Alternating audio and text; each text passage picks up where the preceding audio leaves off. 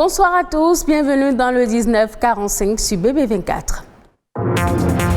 Besoin de plants à mettre en terre, vous en trouverez à la forêt classée de Wedo. Une pépinière y est aménagée depuis 2 ans et elle a déjà produit des milliers de plants, le constat dans ce journal.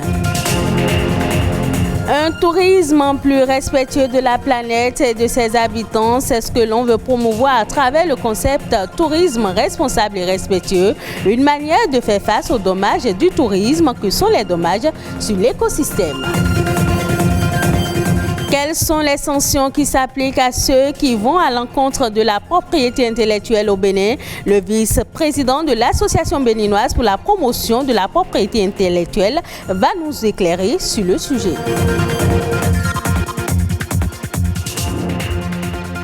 La lutte contre le réchauffement climatique ne peut se faire sans un reboisement des forêts et l'aménagement des surfaces. Il faut donc disposer de plans pour la mise en terre. Arwedo, une organisation non gouvernementale, s'est donné pour mission la production de plans de plusieurs essences à mettre à la disposition de tous les citoyens béninois. Elle travaille de commun accord avec les agents des eaux et forêts. Reportage. Sur ce site de la forêt classée de Wedo, un espace aménagé pour la production de plomb. Ce matin, la séance de travail débute par la sensibilisation. Les formateurs rappellent à cette équipe l'importance des arbres dans la lutte contre le réchauffement climatique. Ces agriculteurs contribuent eux-mêmes à la production des pépinières. Pour certaines graines, le germoir est indispensable. C'est après le germoir qu'on va à la pépinière. Et on a préparé d'abord la terre, on a mis la semence, on a mis encore la terre. Maintenant, on va couvrir ça avec les feuilles de palme pour que le soleil ne gêne pas, pour que ça puisse germer. Le semi-direct est l'autre option dans ce processus de production. Le plus important, disposer d'un site approprié, d'eau en quantité suffisante, de sachets de polyéthylène bio et maîtriser le processus selon l'essence à faire germer. Si on avait fait du germoir, on va faire du repiquage, du jeunes plantules.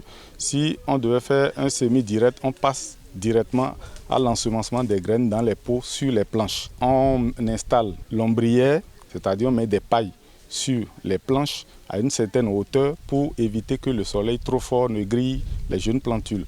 Avec de l'arrosage tous les jours et pendant un certain nombre de mois. 2 à 4 mois environ de suivi, c'est le délai minimum à laquelle la pépinière peut être mise en terre.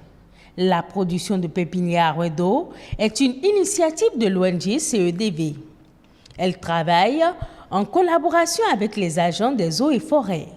Cette organisation y consacre la majeure partie de son temps. Leur vocation, participer à la restauration des forêts et au reboisement de plusieurs localités du Bénin. Pour la saison 2019-2020, nous avons produit 10 000 plants. Tous ces plants-là ont été mis gratuitement à la disposition de la population.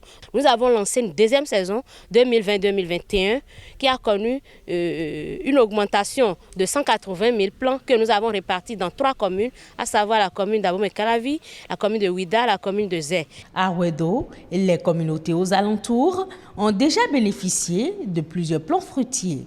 Orangers, mandariniers, manguiers ou encore des pamplemoussis. Avant l'arrivée de l'ONG, on va payer du carburant au moins 600 pour qu'une personne aille à Togba nous payer les plants. Sinon, c'est seulement ceux qui sont un peu aisés dans la zone qui ont souvent des fruitiers dans leur maison. Maintenant, à l'arrivée de l'ONG, tout le monde a maintenant de plants. Donc l'argent là est dans nos poches. On n'a rien payé chez l'ONG. Pour la saison 2021-2022, l'ONG CEDV se fixe un autre défi. Mettre des sites de production de pépinières à la disposition de plusieurs communes.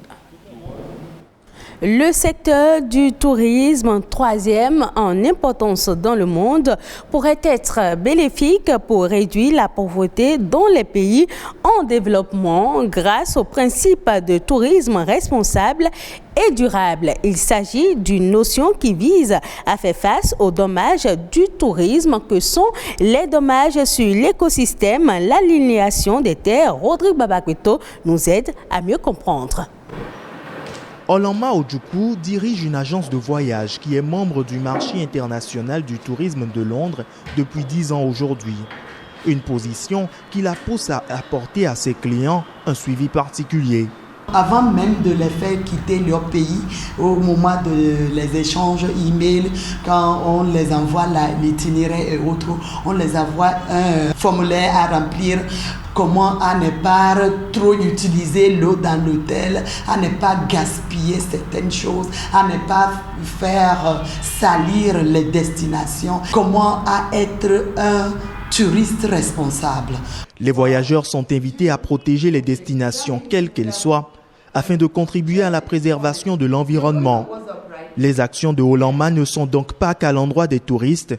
Les communautés locales sont également prises en compte. Nous avons fait des t-shirts, nous avons visité l'une des sites à Porte-Nouveau, pas seulement pour les donner les t-shirts pour qu'ils soient présentables, mais également les mettre en valeur eux-mêmes.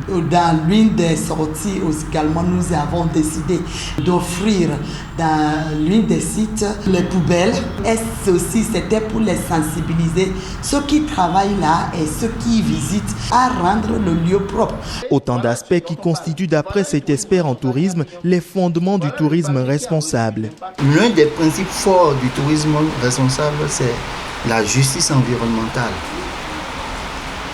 Il faut sauvegarder nos ressources naturelles qui proviennent des sites historiques. Les gens ne le font souvent pas parce qu'à partir de la pauvreté, à partir de la démographie, il y a plus maintenant des actions de l'homme qui détruisent l'environnement. Il a fallu attendre le début des années 90, en particulier depuis le premier sommet de la Terre de Rio en 1992, pour que le concept de tourisme durable soit développé. Cependant, il reste encore à faire. De manière formelle, il n'y a pas encore une loi qui régisse cela, qu'il faut vraiment respecter le tourisme responsable. Si nous commençons dès maintenant à vraiment insister, même amener les touristes par les sensibilisations à comprendre que les agences, les tours opérateurs qui ne maîtrisent pas ou bien qui ne respectent pas le tourisme responsable, de ne pas avoir affaire avec eux, ça va pousser presque tout le monde à aller vers cela. Dans le rapport de l'ONU sur l'économie verte, l'investissement de 0,1 à 0,2% du PIB mondial entre 2010 et 2050 dans un tourisme respectueux de l'environnement pourrait stimuler la croissance économique, conduire à la réduction de la pauvreté et à la création d'emplois, tout en assurant des avantages environnementaux importants. Que peut-on dire sur la propriété intellectuelle au Bénin et quelles sont les sanctions qui s'appliquent à ceux qui vont à l'encontre de la propriété intellectuelle? Aujourd'hui, Maître Mas d'Almeida, vice-président de l'Association béninoise pour la promotion de la propriété intellectuelle, nous en parle. Le droit d'auteur, on pourrait le classer dans la catégorie le droit de la propriété intellectuelle. Ce droit de la propriété intellectuelle, on le subdivise, disons, en deux groupes. Un premier groupe qui est celui de la propriété industrielle et un deuxième groupe, celui de la propriété littéraire et artistique. Le droit d'auteur fait partie de cette deuxième branche, la propriété littéraire et artistique. Dès lors que j'ai créé mon œuvre, j'en suis propriétaire. Et je peux donc, en tant que propriétaire, faire défense à quiconque utiliserait cette œuvre, cette création, cette œuvre de l'esprit, sans mon autorisation. Il faut créer, il faut une création, mais il faudrait surtout une originalité. Il faudrait que l'on trouve dans ce que vous avez créé la patte, l'empreinte de l'auteur. Lorsque Jean Plia écrit son œuvre, écrit quelque chose, on sent que c'est du Jean Plia derrière. Il y a une manière de présenter. Nos auteurs, là, on parle des écrivains, mais ça peut être également des artistes, musiciens et autres, doivent pouvoir vivre de leurs œuvres. Mais malheureusement, nous sommes dans un contexte où c'est la prime à la paresse. Certains ne veulent plus, n'est-ce pas, se crever la cervelle pour innover, pour créer, et se contentent de pirater de copier des œuvres, privant ainsi les artistes de leurs gains. Mieux, il s'agit de ce qu'on appelle un délit, le délit de contrefaçon d'œuvres de l'esprit. Alors, ces gens doivent savoir qu'ils s'exposent à des peines d'emprisonnement qui peuvent aller de 2 mois ou 3 mois à 2 ans d'emprisonnement et des amendes également qui peuvent venir s'ajouter, pouvant aller jusqu'à 10 millions de francs CFA. L'auteur victime peut demander également des dommages-intérêts en réparation du préjudice qu'il a subi. La démarche que nous conseillerons, que ce soit en matière de droit d'auteur ou en matière titulaire de droit de propriété intellectuelle, c'est de se faire quelque part enregistrer. Rendons-nous maintenant au Soudan du Sud pour parler sport. Le pays occupe une place sur la scène internationale en basketball. L'équipe nationale est déjà entrée dans le top 100 de la Fédération internationale de basket. Plusieurs grands joueurs ont évolué jusqu'au NBA aux États-Unis. Suivons le reportage de nos confrères de France 24. C'est l'un des rares terrains de basketball du Soudan du Sud. Avant son ouverture en 2015, les joueurs s'entraînaient ici sur un simple terrain de béton. La fondation Luoldeng en a fait un lieu d'entraînement pour les jeunes talents. Nous voulons éduquer nos jeunes, leur enseigner des compétences de vie, des compétences en basketball. Nous leur donnons la possibilité de poursuivre leurs études. Nous sommes vraiment fiers que le basketball se développe dans notre pays. Quand nous participons à des compétitions à l'extérieur, nous représentons le Soudan du Sud. Mazine n'a que 16 ans et du haut de ses 2 mètres, il rêve de passer les sélections pour entrer en équipe nationale l'année prochaine et peut-être un jour jouer à l'étranger. Mon rêve, c'est de jouer à l'étranger. Quand je reviendrai ici, je veux entraîner d'autres enfants, leur fournir du bon matériel. Je veux devenir professionnel pour aider mon pays. Le Soudan du Sud, ce n'est pas seulement la guerre. Le Soudan du Sud va de l'avant et peut faire de grandes choses. À Djouba, le basketball se retrouve également au cœur de nombreuses émissions. En parlant de l'équipe nationale, rappelez-vous, en début d'année, l'équipe a participé à la qualification de l'Afro-Basket à Kigali au Rwanda, où elle a réalisé une performance exceptionnelle. Mais pour ce journaliste sportif, le basketball sud-soudanais manque toujours de moyens. Nous avons les talents à l'intérieur et à l'extérieur de ce pays. Tout ce qu'il faut maintenant, c'est que la fédération et le gouvernement lui-même prennent leurs responsabilités. Parce que le sport ne peut pas continuer à se développer si le gouvernement ne s'engage pas et ne soutient pas les athlètes.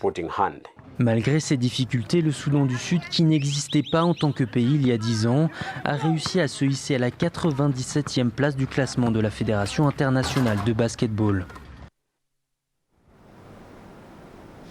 Ainsi prend fin ce journal. Merci de l'avoir suivi. Retrouvez cette édition sur le site de l'ORTB, www.ortb.bj. Passez un agréable week-end en compagnie de nos programmes.